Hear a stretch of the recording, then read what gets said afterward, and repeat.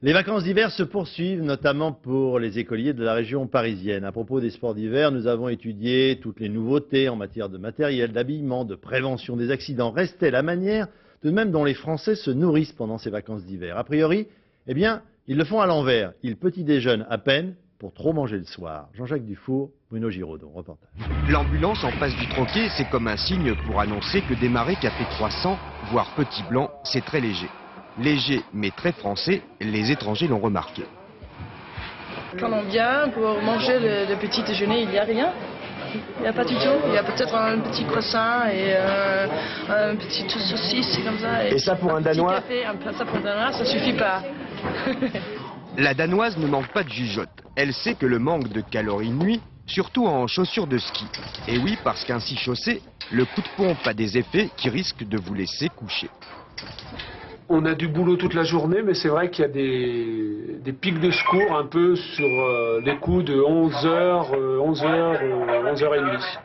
Et vous alors, vous mangez là tous les midis? On mange là tous les midis, oui. Frugal ou arrosé, en revanche, l'arrêt buffet, ça c'est sacré. Secouriste ou touriste, quand midi sonne, tout le monde entonne.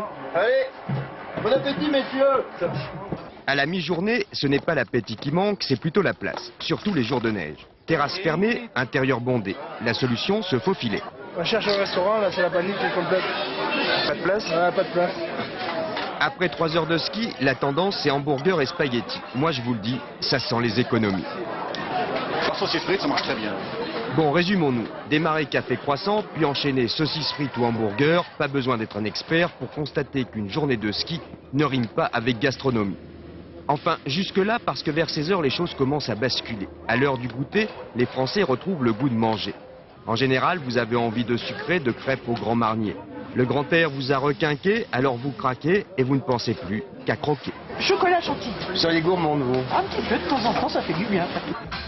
À la même heure, en haut des pistes, certains dissidents préfèrent toutefois la bière et le vin chaud. Il faut le savoir, la montagne déshydrate énormément, surtout les Anglais. Je sais, c'est très vilain de dénoncer. Alors passons et enchaînons, histoire de terminer dans le poêlon. Il est 20h, c'est l'heure. Allô chef, t'as un remarque, 5 savoyardes et 4 tartiflettes. Ah, la savoyarde. Voilà le passage obligé. Chez nous, un séjour sans fondue, c'est comme un jour sans pain, impossible. Fromage fondu, le petit pain qui tombe dedans. On a pris du gamay, de la promo. Évidemment, avec tout ça, du blanc.